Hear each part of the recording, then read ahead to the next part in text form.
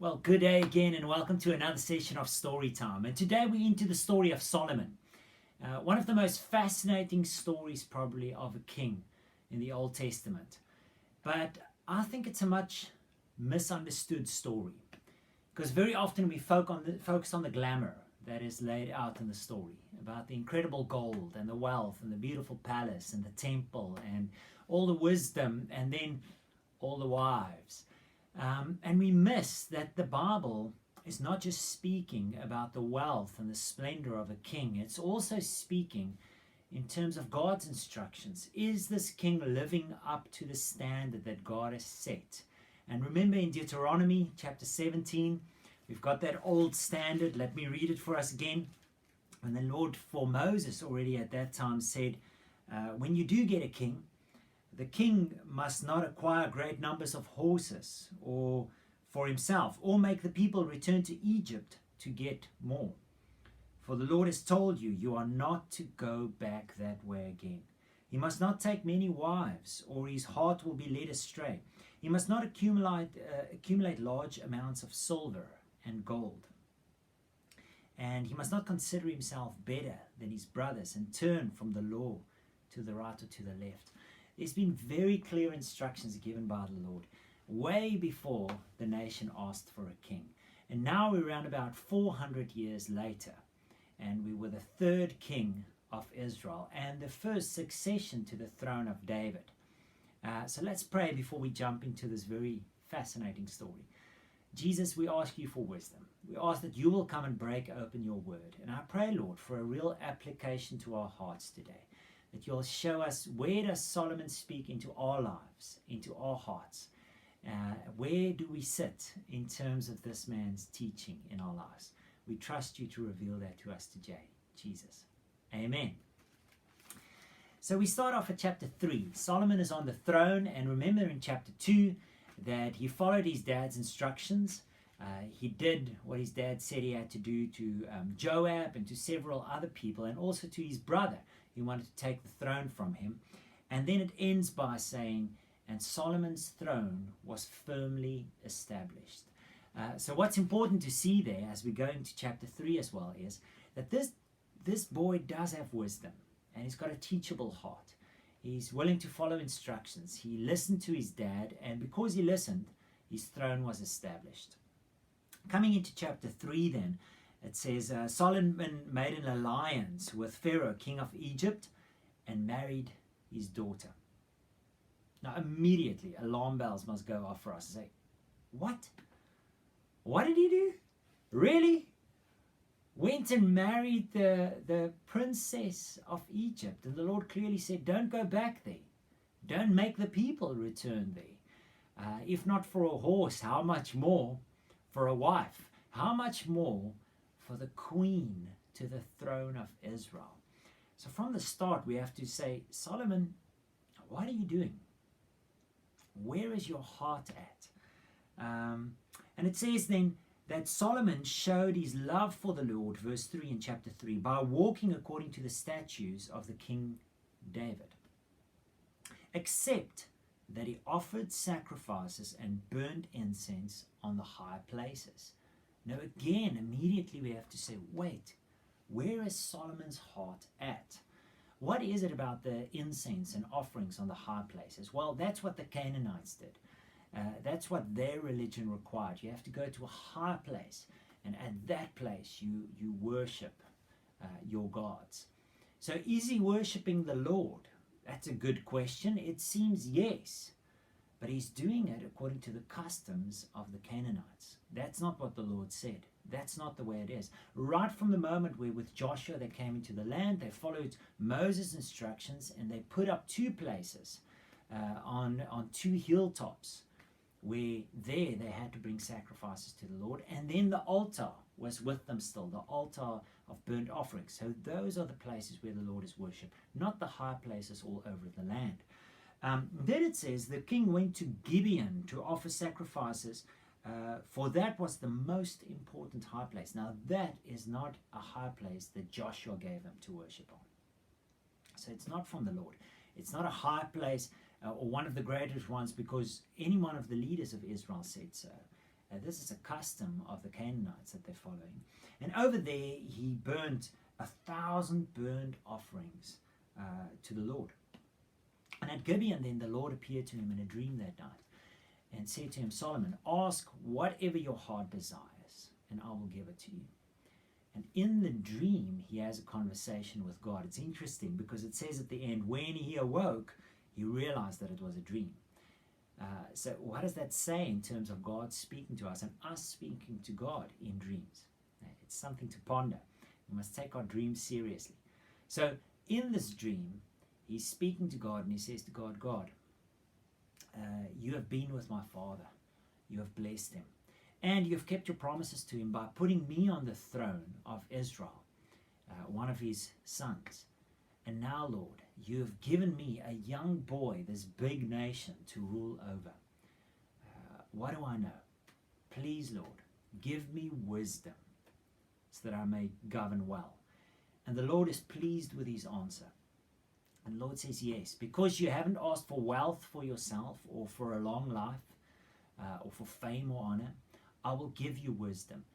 And then interesting, it says, there will be no one with as a discerning heart as yours. Discerning heart. Isn't that interesting? A discerning heart. That's how the Lord defines wisdom. A heart that knows what is right, what is wrong. That's good. There will be none like that again. But in your lifetime, because you haven't asked for honor or for wealth, I will give that to you as well. And in your lifetime, there will be no other man like you. What an incredible gift from the Lord. And then he woke up and went back home to Jerusalem. And then interesting, the first thing that he goes to does is he returned to Jerusalem, stood before the ark of the Lord's covenant, and sacrificed burnt offerings and fellowship offerings there. And then he had a feast for all his court.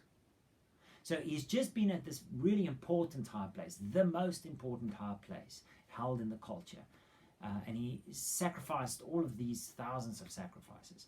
But then after the dream, I trust he received the wise and discerning heart, and therefore went back to Jerusalem and sacrificed there at the Lord's altar. He was doing the right thing. He made the right choice. He was convicted, I trust. And then, just as an example, the Bible then tells us the story of a wise ruling. There's two prostitutes staying in the same house. And both of them, within 3 days, gave birth to a son. And then the one morning, the one mom wakes up and she says, wow, my son have died.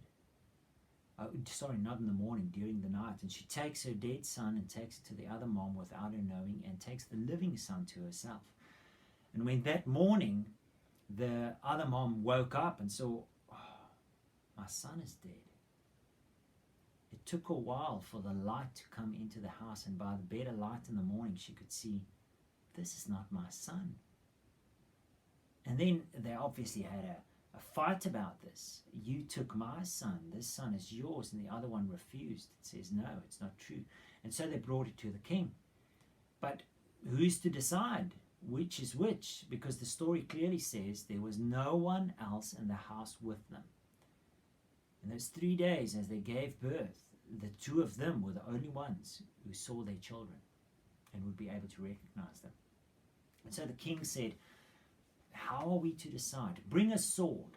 And as they brought the sword, he said, cut the son in two and give a half to every one. And immediately the one woman said, no, spare his life. Spare his life, please give him to her.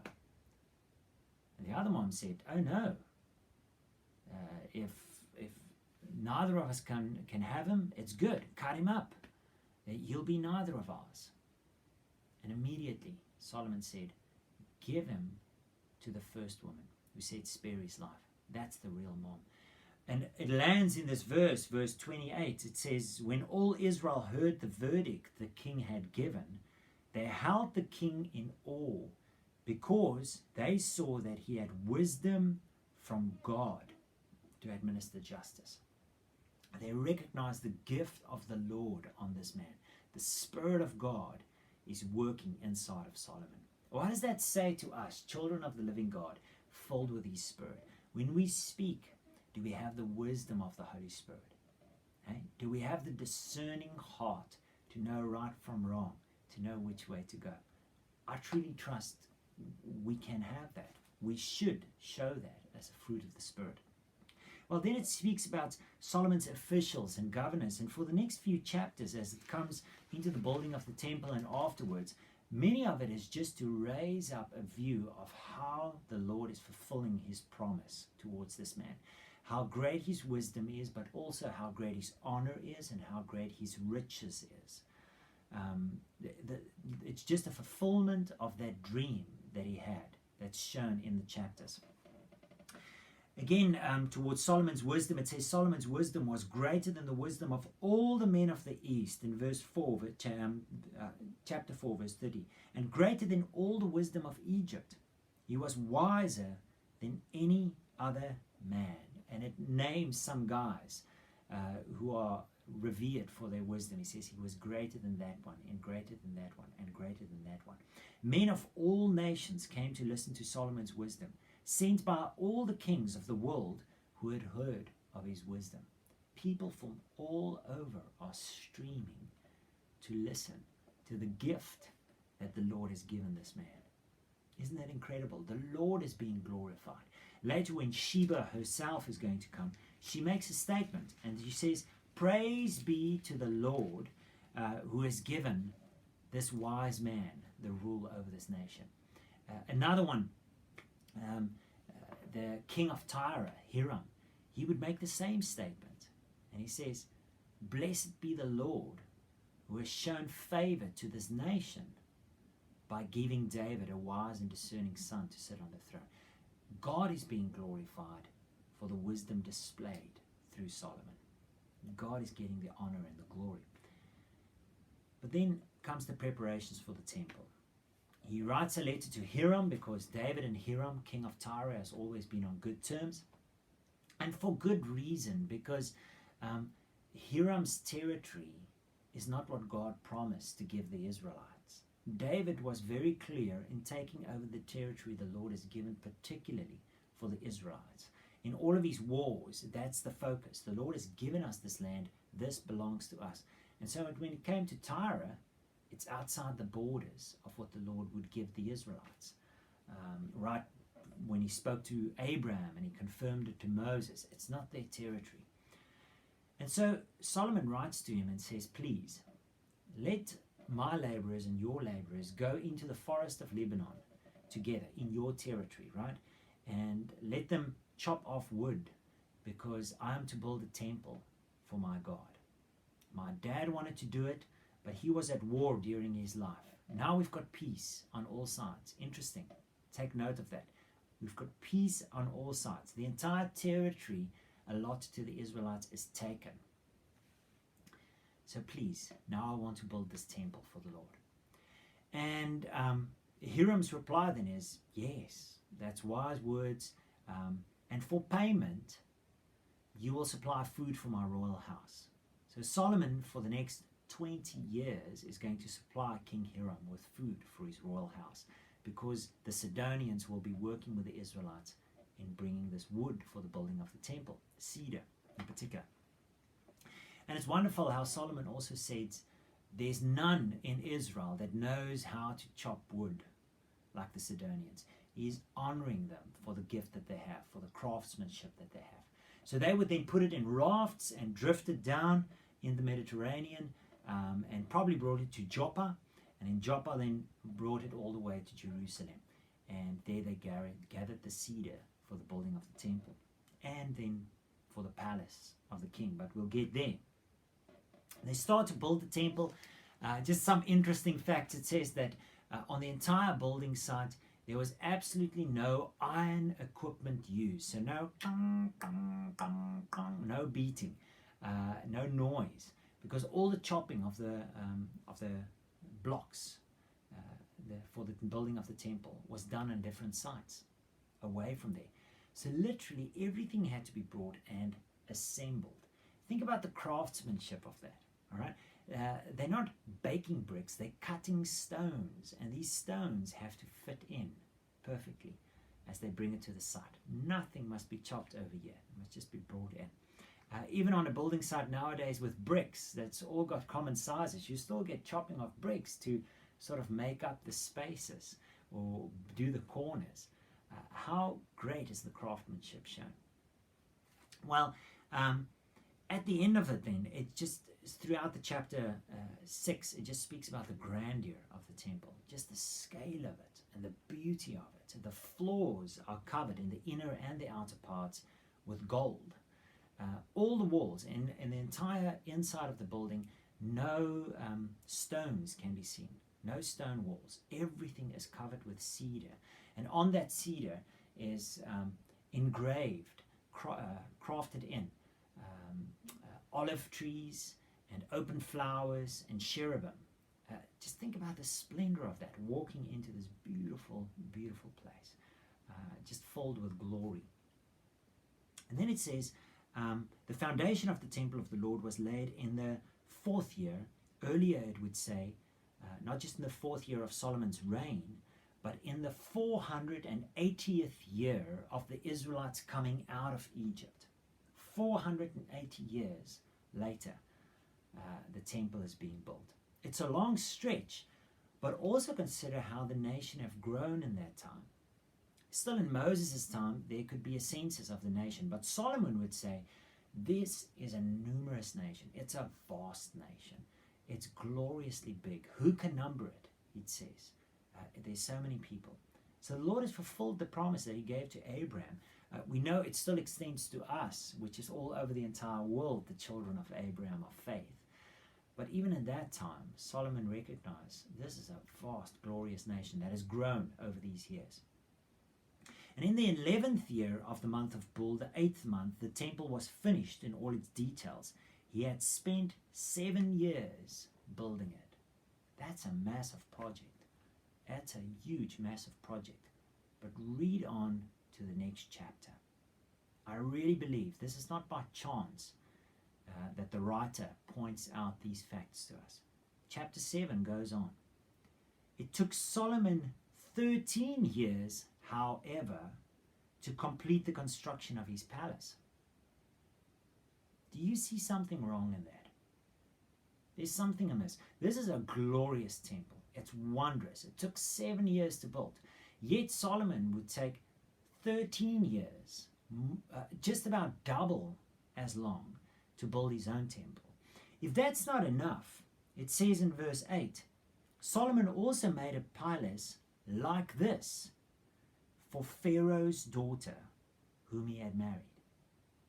Wait, not only did he take that long to build his own, but he also went further and built for Pharaoh's daughter, whom he married, also a palace more grandiose than the temple of the Lord. Something is amiss. Something is going seriously wrong here. Something of that heart that David had, that stayed in a wooden house that Hiram allowed for him to build, and then looked out to the tent of the Lord and said, wait, the ark of the Lord is in a tent, and I'm living in a palace like this made from wood. I want to build your house, Lord. That is turned around with Solomon. Solomon builds a glorious place for the Lord, and then goes and builds a more glorious place for himself and for his queen. Something is wrong in his heart. And right from the start, we have to start looking and say, wait, the Lord is warning this man. Things are not right. So it then speaks about the temple furnishings, and finally in chapter 8 it says he brings all of these things into the temple, and then comes a glorious dedication of this temple. And it says the glory of the Lord on the day of the dedication, as the priests started ministering to the Lord, came down so heavily that none of them could even function in the temple. All of them were face down on the ground. None of them could work. None of them could stand in the presence of the Lord. The Lord's glory filled this place. We have to remember that, because when we get to the book of Ezekiel, we're going to get a reverse of that. Finally, in the days of Ezekiel, the place will be filled with so much sin, and the nation would be so far apart from God that the glory of the Lord will leave this temple. The opposite's going to occur. At this stage, they're seeking the Lord. The Lord comes. Listen to the beautiful prayer of dedication that Solomon prays then in chapter 8. I'm just going to jump verse by verse and sort of just catch the heart of it. First of all, he says, now Lord, verse 25, God of Israel, keep for your servant David, my father, the promises you made to him when you said, you shall never fail to have a man to sit before me on the throne of Israel. If only your sons are careful in all they do to walk before me as you have done. The Lord's going to come twice now and recall these words to him himself and warn him and say, come on, walk with me faithfully, otherwise you will lose the throne and the nation will lose the land. But he's calling on the promises that God gave David. Remember when we spoke about that? How David responded and said, God, that's what you promised. I invite it. I want it. Thank you. I want what you said you would do for me. And then from verse 27, but will God really dwell on earth? The heavens, even the highest heavens, cannot contain you. How much less this temple that I have built? It's such a glorious place. But God, how is this going to contain you? This is just a sign. It's just a symbol. It's not really your house. You don't actually stay here, but it's a sign of your presence for us. Verse 31, when a man wrongs his neighbor. 33, when your people, Israel, have been defeated. 35, when the heavens are shut up and there's no rain because your people have sinned against you. 37, when famine or plague comes to the land, or blight or mildew or locust or grasshoppers.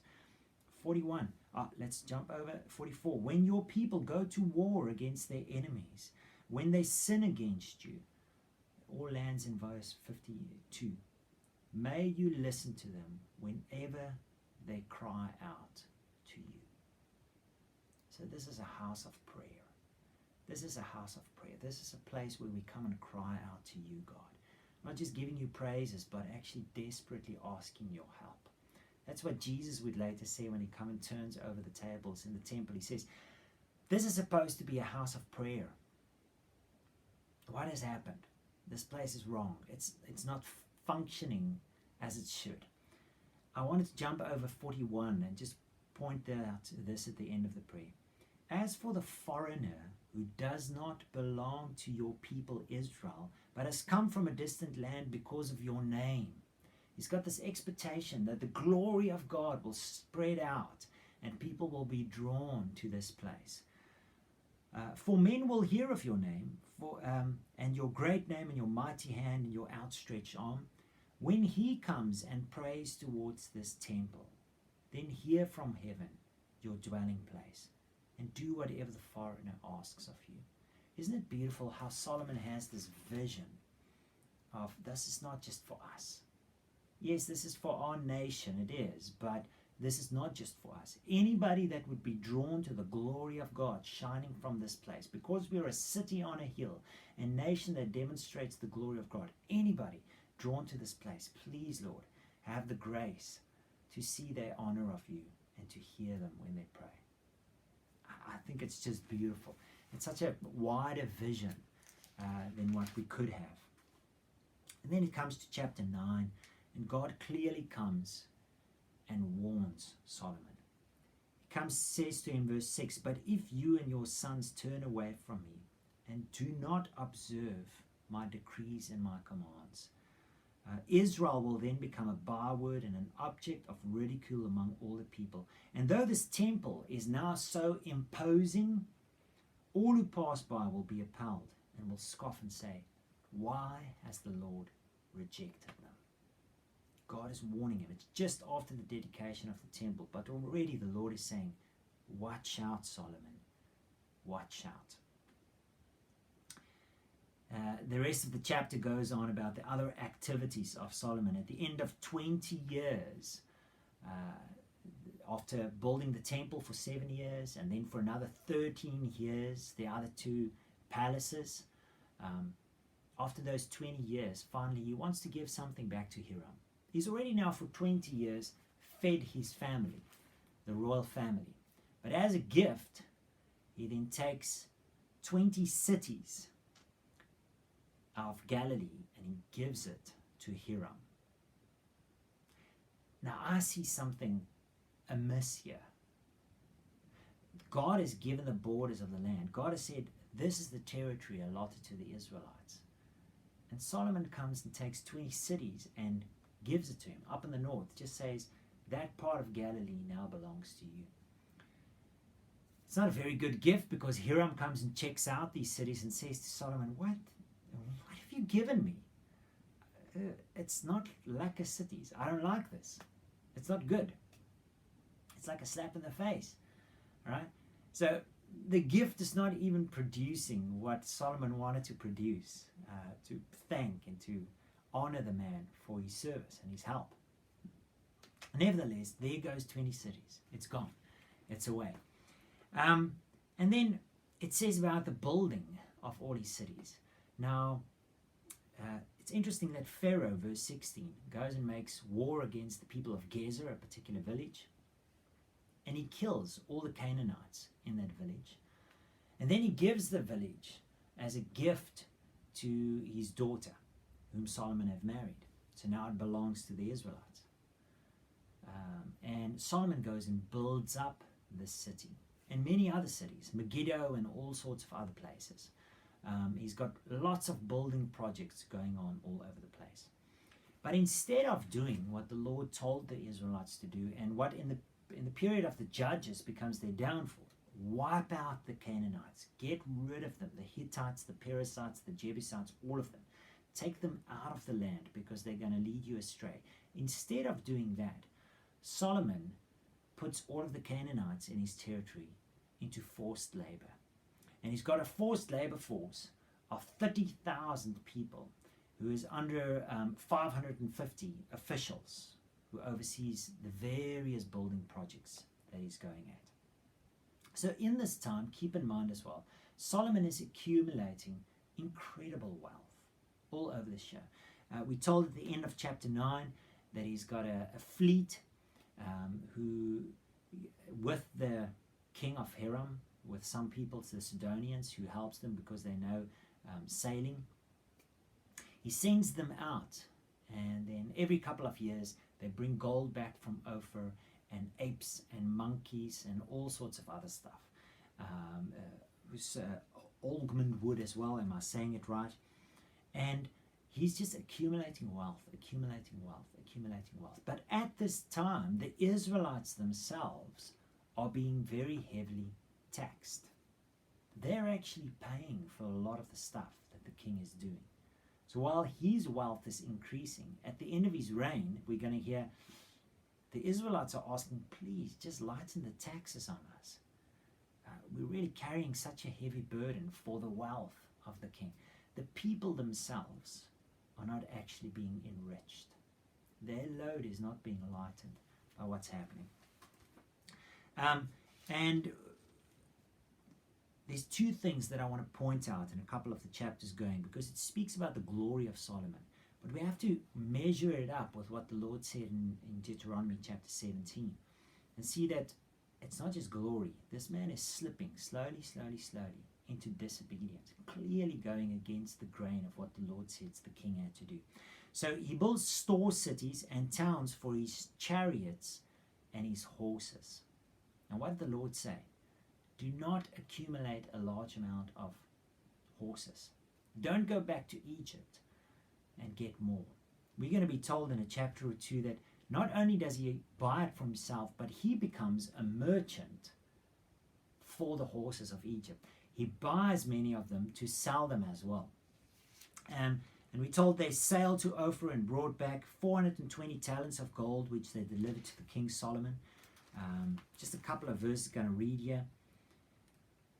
And the weight of the gold that Solomon received yearly was 666 talents, not including the revenues from merchants and traders and from all over the Arabian kings and the governors of the world. King Solomon made 200 large shields of hammered gold, and he made another 100 smaller ones, or 300 small shields of hammered gold. And then verse 21, all King Solomon's goblets were of gold, and all the household articles in the palace of the forest of Lebanon were pure gold. This man had more gold to know what to do. It says in his days, silver was counted as stones. It's not worth much. Gold is the main thing and all the other wealth that he stored up. Solomon accumulated chariots and horses. He had 1,400 chariots and 12,000 horses, which he kept in the chariot cities and also with him in Jerusalem. So not only did he accumulate a lot, he got so much that he had to build cities for the charioteers and for the horses all over the nation. He really was way off the mark that the Lord has given. Solomon's horses were imported from Egypt and from Q, and they also exported them to many other places. And then it comes to chapter 11. As Solomon grew old, his wives turned his heart after other gods, his hundreds of wives. And his heart was not fully devoted to the Lord his God, and the heart of David his father had been.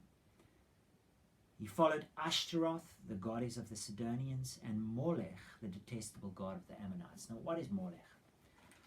We're going to get to it later again. Molech and Chemosh is much the same. You would literally sacrifice your children in the fire to these idols. Literally burn them to death as a gift for these idols. This is as far as Solomon has slipped away. Bit by bit by bit, he went way, way off the mark, and his heart completely went away from the Lord. So on a hill east of Jerusalem, Solomon built a high place for Chemosh, the detestable god of Moab, and for Molech, the detestable god of the Ammonites. He did the same for all his foreign wives who burned incense and offered sacrifices to their gods. So suddenly this man who started off well had a first slip, second slip, third slip, and now was so far off that he, the king of the nation, built the high places for his wives to go and worship their gods. Now remember, he had hundreds of wives. So also with that, he would have hundreds of children who would grow up with these wives in the land. He's literally raising a nation to worship idols. He's setting the pace, and he's enabling to do that. So in his wisdom, in his discerning heart, he was not following after the discernment anymore. He was not following what he knew what was right. And so the Lord came and he warned him. He says, I will most certainly tear the kingdom away from you and give it to one of you subordinates. Give it to one of your subordinates, not one of your sons, to one of your subordinates. And then the Lord raised up adversaries against him. The first one is Hadad. It's an interesting story. It's in chapter 11 from verse 14. Hadad was actually an Edomite, and Joab under David back in the day went and fought against the Edomites, and they spent a couple of months in the Edomite territory seeking out all the male Edomites because the Lord had spoken a judgment over them. So they were killing all the men in Edom. But one young boy escaped with a couple of officials, and they made their way then all the way to Egypt. Now, I find this very fascinating. David is married to a daughter of the king of Egypt, not knowing that there's a man called Hadad who back in the day grew up, and he's growing up in the house of his father-in-law in Egypt, and he's growing up as a son with the king of Egypt. He was just so pleased with this young man, this Edomite, Hadad. And then at some stage Hadad said, let me go back to my own land, king of Egypt. The king said, why? You've got everything you want here. Why do you want to go back? He says, man, just let me go back. My heart is paining to go back to my own land. And then when he came back, he became one of the first adversaries of the son-in-law of the king of Egypt. This thing is coming to bite him in the back. It's getting hard for him. And there's some other as well. There's a man called Rezon. But then as we come to verse 26, the most important one is Jeroboam. Now Jeroboam was one of the officials of the king. He was overlooking the workforce of the king. And then the king was so pleased with him that finally he raised him up to be the head of the entire workforce of Joseph. Now Joseph would have 2 tribes under him. So that's the Ephraimites and the men of Manasseh. So that's a massive workforce. It's a massive territory to govern over. So Jeroboam was trusted with much by the king. And he was also trusted with much by God, because the God sent a prophet to him, a man by the name of Ahir, a prophet of Shiloh. And while they were privately in conversation, this prophet had a new cloak on, and he took this new cloak off and he tore it into 12 pieces. And he said to Jeroboam, take for yourself 10 pieces, because the Lord is going to tear 10 tribes from Solomon, from the house of David. He's going to take 10 tribes and he's going to give it to you, and you will govern over it. You will be their king. But 2, for the sake of David's faithfulness, will remain with Solomon and with his sons. And the Lord gave Jeroboam an incredible promise. Listen to it. It sounds a lot like the promise he gave to David. However, as for you, I will take you, and you will rule over all that your heart desires. You will be king over Israel, if you do whatever I command you and walk in my ways, and do what is right in my eyes by keeping my statutes and commands, as David my servant did. I will be with you. I will build you a dynasty as enduring as the one I built for David, and will give Israel to you. I will humble David's descendants because of this, but not forever. Solomon tried to kill Jeroboam because he heard about this prophetic word. And Jeroboam escaped to where? Egypt. Again, this Egypt that Solomon wanted to make an alliance for, a second of his adversaries now is safe in Egypt. And then finally it just speaks about the death of Solomon. So at this stage then, with Israel tottering, the people learning to worship idols, turning away from the Lord, and the Lord about to tear the kingdom in 2 pieces, Solomon then passes away. So next week we're going to start off with the story of Rehoboam and Jeroboam. Jeroboam reigning over the 10 tribes in the north that the Lord has given him, and Rehoboam, the son of Solomon, reigning in the south over Judah, over both Judah and Benjamin. Remember, in the days of the judges, Benjamin was nearly wiped out. It was such a small tribe by the end of it. So ultimately Benjamin sort of became part of Judah down in the south, because Judah was so vast. Well, Lord, please give us wisdom.